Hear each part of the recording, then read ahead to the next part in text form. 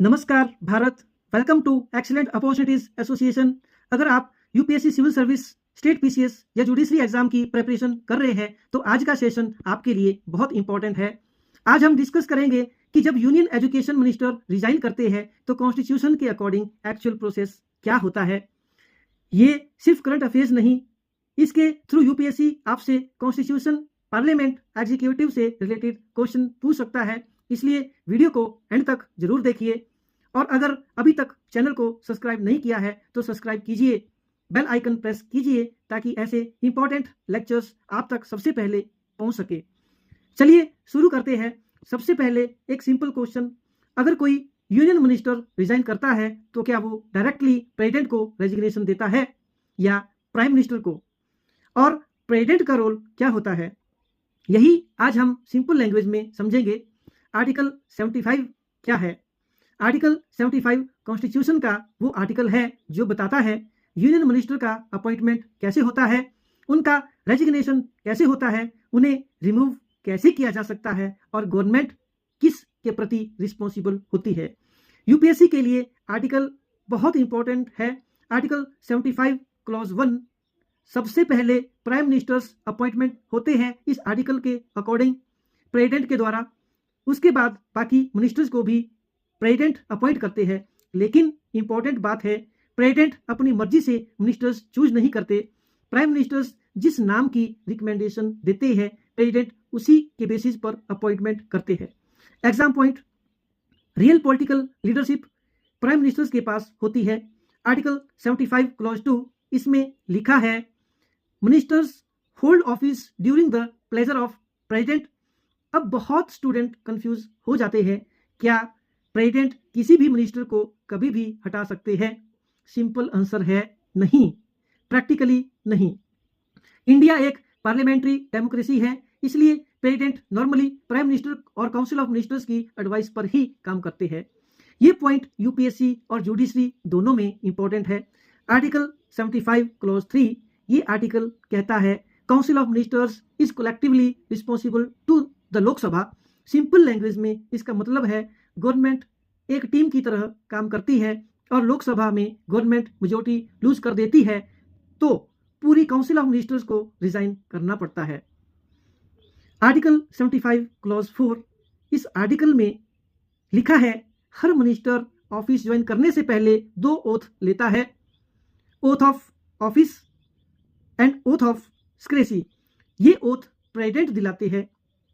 Article 75 clause 5, ये article कहता है अगर कोई मिनिस्टर एमपी नहीं है तब भी उसे मिनिस्टर बनाया जा सकता है, लेकिन उससे 6 मंथ के अंदर लोकसभा या राज्यसभा का मेंबर बनना होगा।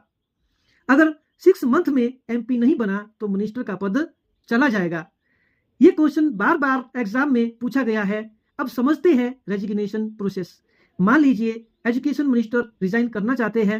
स्टेप 1, मिनिस्टर अपना रेजिग्नेशन प्राइम मिनिस्टर को सबमिट करते हैं। स्टेप 2, प्राइम मिनिस्टर प्रेसिडेंट को एडवाइस करते हैं कि रेजिग्नेशन एक्सेप्ट किया जाए। Step 3, president officially resignation accept करते हैं। स्टेप 4, उस मिनिस्ट्री का चार्ज खाली हो जाता है। स्टेप 5, प्राइम मिनिस्टर किसी दूसरे मिनिस्टर को टेम्परेरी चार्ज देते हैं या नए मिनिस्टर का नाम रिकमेंड कर सकते हैं। यही एक्चुअल कॉन्स्टिट्यूशन प्रोसेस है। इंपॉर्टेंट डिफरेंस, रेजिग्नेशन का मतलब मिनिस्टर खुद अपना पद छोड़ रहा है। रिमूवल का मतलब प्राइम मिनिस्टर प्रेसिडेंट को एडवाइस करते हैं कि इस मिनिस्टर को हटा दिया जाए।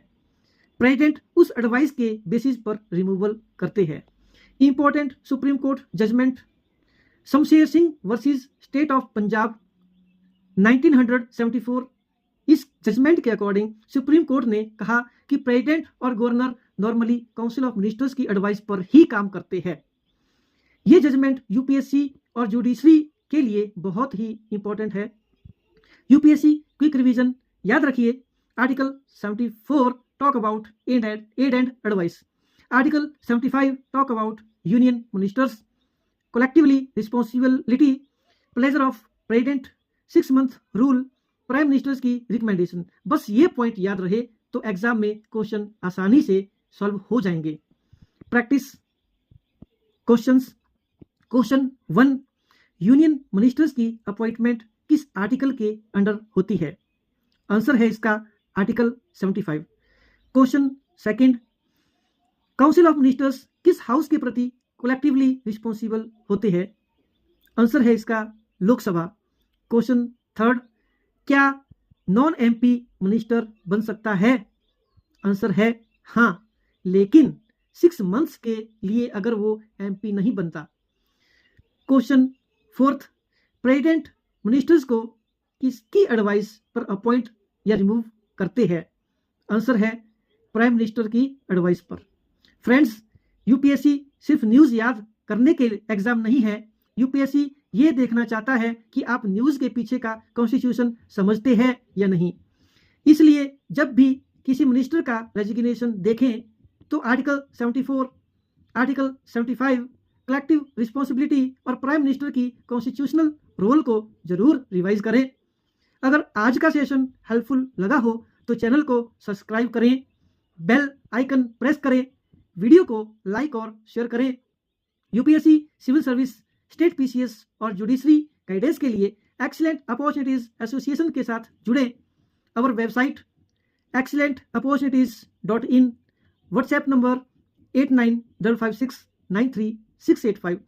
रजिस्ट्रेशन फॉर्म फिल कीजिए और अपनी प्रिपरेशन को एक स्ट्रक्चर्ड डायरेक्शन दीजिए। Thank you for watching. Jai Hind, जय भारत।